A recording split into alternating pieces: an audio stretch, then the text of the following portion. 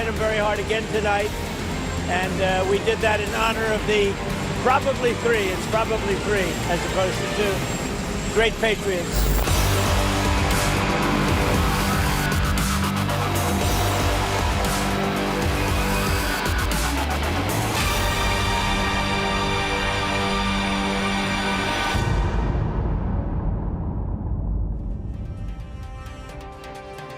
Saudara, Iran meluncurkan tahap ke-17 operasi pesawat nirawak drone yang menargetkan pangkalan Amerika Serikat di Kuwait.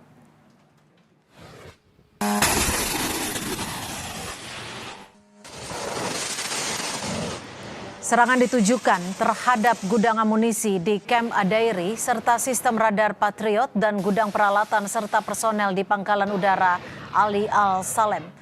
Iran menyebut serangan tersebut merupakan tanggapan langsung terhadap kejahatan AS di wilayah sipil dan pelanggaran perjanjian internasional.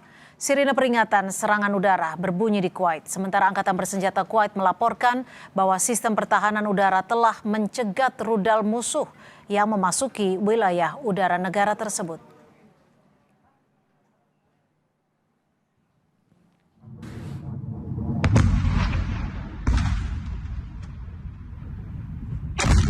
Rudal Iran juga menghantam sebuah pangkalan udara di Yordania yang menewaskan 3 personel militer Amerika Serikat. Serangan Iran tersebut juga menyebabkan 1 orang hilang dan 4 lainnya harus dirawat di rumah sakit. Iran menyatakan serangan itu merupakan tanggapan atas serangan Amerika Serikat.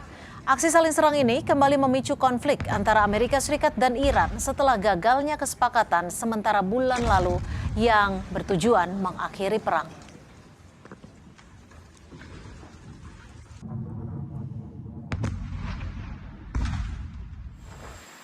Amerika Serikat melancarkan serangkaian serangan udara baru pada Senin dini hari yang menargetkan Iran sebagai balasan atas tewasnya 3 personel militer AS.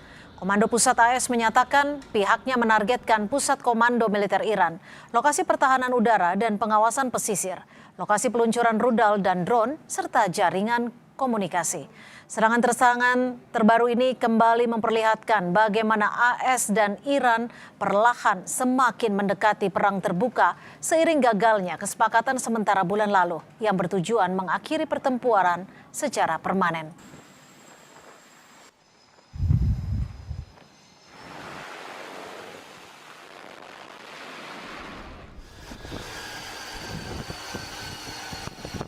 Militer Amerika Serikat juga akan mengerahkan jet tempur siluman F-35B milik Korps Marinir yang siap lepas landas kapal USS Boxer di Laut Arab. Rekaman yang dirilis Senkom memperlihatkan sebuah pesawat bergerak di geladak penerbangan sebelum lepas landas. USS Boxer merupakan kapal yang dikerahkan bersama unit ekspedisi Marinir ke-11.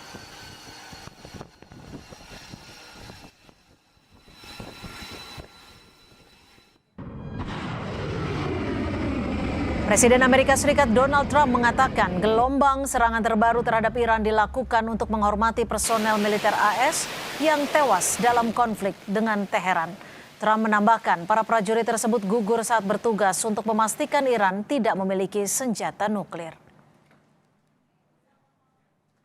Well, we feel very badly, but you know, those great people, those great patriots were out there fighting that Iran cannot have a nuclear weapon. Iran has been very, very badly damaged. They've lost everything almost militarily. They've got very little left. They've got some missiles. They've got some drones. They've got some manufacturing ability, not much. We control the Strait. Serangan demi serangan terus dibalas, sementara korban di kedua belah pihak terus bertambah. Seberapa jauh konflik Iran, Amerika Serikat akan berkembang? Dan apakah kawasan Timur Tengah kini berada di ambang perang yang lebih luas? Kita bahas bersama Evata Filomeno, dosen ilmu politik Universitas Udayana. Mas Evata, selamat sore. Ada 3 tentara Amerika Serikat yang tewas dalam perang baru-baru ini. Apakah tewasnya atau gugurnya tentara Amerika Serikat ini bisa jadi menjadi titik balik yang akan mendorong perang ke level yang lebih besar lagi? Baik, ketika kita melihat ya, sebenarnya sudah ada peristiwa besar 11 peristiwa besar ya terkait dengan tewasnya pasukan Amerika Serikat. Sempat ada waktu itu di Kuwait ya, di Shuaibah, terus juga sempat di Arab Saudi 1 dan di Yordandia 3 ya, di Irak Utara 1, dan ada beberapa catatan-catatan yang lain. Dan tentu saja hal ini dikonfirmasi bahwa Donald Trump mengatakan bahwa dia akan melakukan serangan besar-besaran nanti malam begitu. Dan ini tanda bahwa memang selama ini Amerika Serikat selalu mencari cara begitu, bagaimana caranya untuk melemahkan Iran dalam beberapa posisi. Dan serangan yang dilakukan oleh Iran tersebut ternyata malah menyebabkan eskalasi ini menjadi titik pecah ya. Kita tahu bahwa sebenarnya diplomasi masih menjadi titik temu yang mencoba untuk mendamaikan situasi. Dan Abbas Araghchi juga menyampaikan bahwa meskipun hanya 10%, kita harus tetap bernegosiasi dengan Amerika Serikat. Tetapi Amerika Serikat terus melakukan banyak manuver untuk mencegah diplomasi. Dan kita tahu bahwa gugurnya dan tewasnya prajurit dari Amerika Serikat ini akan memperpanjang dan memperparah situasi di Selat Hormuz juga nanti ke depan. Jika situasi akan semakin memanas, tidak hanya di Selat Hormuz, tapi juga antara Amerika Serikat dan Iran, seberapa besar peluang Iran ini akan terus membalas setiap serangan Amerika Serikat? Ya, serangan dari Iran kita tahu memang ditujukan untuk melakukan pembalasan begitu ya. Tetapi serangan-serangan punitif seperti ini sebenarnya harus dilihat lagi lebih dalam bahwa fasilitas Iran ini memang sudah rusak ya terkait dengan logistik mereka, terus juga depot-depot pertahanan mereka itu sudah hancur kurang lebih 85%. Maka serangan-serangan yang mereka bisa lakukan adalah serangan-serangan simbolik begitu. Meskipun tentunya ini akhirnya menyebabkan tewasnya dari pasukan Amerika Serikat, tetapi kehancuran yang diciptakan oleh Amerika Serikat dengan serangan berapa malam ya, hingga nanti mungkin masuk ke malam ke-9 dan masuk ke malam ke-10, tentu ini jauh lebih parah gitu. Ada 170 titik, terus Amerika juga akan melakukan serangan dengan pesawat tempur canggih mereka lagi ya, otomatis pengeboman demi pengeboman, jalur-jalur logistik yang selama ini harusnya menjadi nadi kekuatan dari Iran ini sendiri malah lumpuh total. Nah, maka serangan ini harus dibaca hati-hati oleh Iran gitu. Ketika mereka ingin mendeeskalasi, harusnya hal tersebut mulai muncul. Dan kita tahu bahwa Amerika Serikat juga sudah membuka ruang diplomasi yang cukup besar, tetapi apakah ini ditangkap dengan sangat baik, ataukah mereka ingin melakukan serangan total gitu, atau perang total ke depannya. Dan kecurigaan bahwa nanti Amerika akan melakukan invasi darat bisa saja semakin dekat. Saya lihatnya demikian. Berapa persen sebenarnya kemungkinan invasi darat akan dilakukan Amerika Serikat jika kita melihat eskalasi belakangan ini, Mas Efata?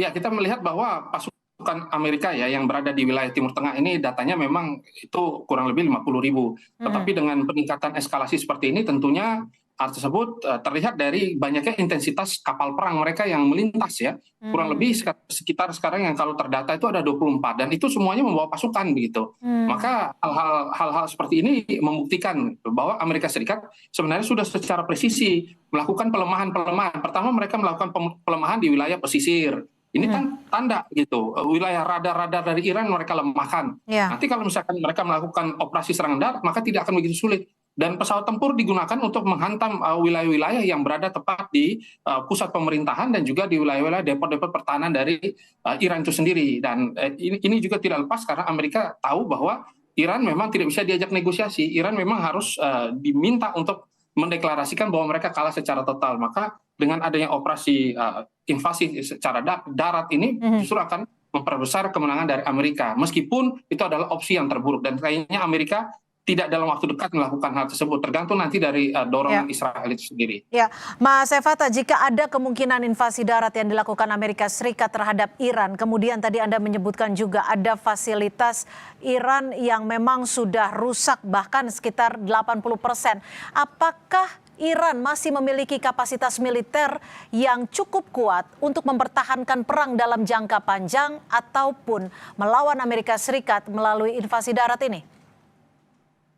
Ya, tentu kalau secara propaganda kita akan melihat bahwa sebenarnya Iran mampu meregenerasi kekuatan militer mereka. Itu mereka juga tidak mudah menyerah begitu. Akan tetapi pada kenyataannya itu Amerika justru terus ya memaksa Iran untuk menguras biaya perang mereka. Itu kita tahu bahwa Iran ini mengalami kelangkaan air. Iran juga mengalami kondisi yang cukup pelik. Nilai rial itu di pasar gelap maupun di pasar secara total begitu jatuh, anjlok ya, dan juga perekonomian mereka yang sudah tercekik lama begitu. Dan kita lihat juga bahwa ternyata ketika Iran mau melakukan sesuatu dipelototi juga oleh India dan juga Cina begitu yang memiliki kepentingan di Selat Hormuz, karena Selat Hormuz ini membawa 20% energi bagi dunia. Maka posisi Iran yang serba salah ini membuat mereka juga kesulitan gitu untuk bertahan hari ini begitu. Maka ini yang sebenarnya dibaca sangat baik oleh intelijen Amerika, dan mereka melakukan tekanan demi tekanan untuk membuat posisi Iran menjadi sangat tidak terkendali begitu di dalam tubuh dalam negeri mereka ataupun dalam diplomasi internasional. Akhirnya Iran terikut dalam arus-arus yang dikendalikan oleh Amerika. Takutnya begitu. Oke, ketika MOU ataupun upaya perdamaian sempat dilakukan, bahkan bisa dikatakan kita hampir menduga bahwa akan ada kata damai, tapi kenyataannya saat ini berbeda. Apakah menurut Anda sendiri ini situasinya sudah tidak terkendali, Mas Evata? Ya, itu dia. Pertama, bahwa memang pengendalian politik di dalam tubuh Iran ini tuh tidak terkonsentrasi dengan baik lagi ya. Awalnya kan kita melihat bahwa ketika serangan demi serangan, true promise ya, yang akhirnya namanya berubah ya, terus dengan pola-pola yang begitu sangat ciamik, tetapi dalam kenyataannya begitu, posisi daya tawar ya di dalam tubuh politik Iran ini menjadi carut marut begitu, sehingga basis-basis otonom ya, pasukan IRGC ini melakukan retaliasi tanpa koordinasi begitu. Nah, ketika mereka melakukan serangan tersebut, dampaknya itu kan sangat buruk bagi negosiasi ke depan. Nah, ini yang sebenarnya diharapkan dengan sangat baik oleh bukan hanya kaum moderat ya, tetapi perpolitikan di dalam negeri Iran gitu, bahwa perang ini harus segera selesai. Dan kita tahu bahwa diplomasi yang kemarin ini membawa kita pada satu kelegaan dan relaksasi yang clear begitu. Dan Iran juga tahu bahwa tidak mungkin mereka melakukan serangan yang begitu sangat besar ya dengan Amerika Serikat. Tetapi serangan yang muncul ini adalah serangan yang bisa saja ya, sebenarnya kan ada beberapa titik yang tidak merupakan serangan dari Iran, tetapi diklaim oleh Amerika adalah serangan dari Iran begitu. Nah, ini fakta bahwa Amerika terus mencari kambing hitam. Amerika melakukan banyak manuver untuk memperbolehkan mereka melakukan serangan agar mereka terlepas dari sanksi internasional gitu. Nah, inilah merupakan situasi yang cukup pelik, dan situasi ini tampaknya terkooptasi oleh negara-negara yang punya kepentingan ya untuk mengacaukan harga pasar, harga minyak, dan juga terkait dengan sekuritas yang berada. Oke, Mas Evata, singkat saja, kita tahu bahwa Iran kerap menggunakan strategi perang asimetris. Lalu apakah strategi Iran saat ini lebih mengandalkan perang langsung atau justru perang melalui kelompok-kelompok sekutunya di kawasan, Mas Evata? Singkat saja. Ya, sebenarnya harapan dari Iran adalah nanti ke depannya ya, Lebanon juga melakukan agresivitas di wilayah utara ya. Akan tetapi tentu Lebanon ya dengan terus dengan Yaman juga ada Houthi ya, dan juga ada beberapa milisi Irak juga ya, Hizbullah maksud saya tadi, Hizbullah ya di wilayah Lebanon, ternyata semua tidak terkoordinir dengan sangat baik begitu. Hal ini tidak pas karena serangan-serangan yang dilakukan kadang justru malah memicu dan juga membuat situasi Iran semakin buruk begitu. Awalnya kita melihat perang ini masih berada pada posisi yang ya mungkin berapa persen itu Iran bisa melakukan serangan balik. Tetapi dalam kondisi hari ini gitu, ketika justru Amerika Serikat yang menggunakan war of aggression, ini tanda bahwa strategi dari Iran itu dikopi oleh Amerika, dan Amerika tahu bahwa Iran akan kehabisan darah ke depannya begitu. Maka tampaknya kali ini akan sangat sulit bagi Iran untuk bertahan. Baik, terima kasih atas perspektif Anda, Mas Evata Filomeno, dosen ilmu politik Universitas Udayana, sudah berbagi perspektif di Kompas Petang. Selamat sore, Mas Evata. Terima kasih. Selamat sore, Mbak. Saudara, 3 pemain Spanyol meraih penghargaan individu Piala Dunia 2026. Gelandang sekaligus kapten timnas Spanyol, Rodri, meraih penghargaan pemain terbaik turnamen setelah tampil konsisten sepanjang kompetisi.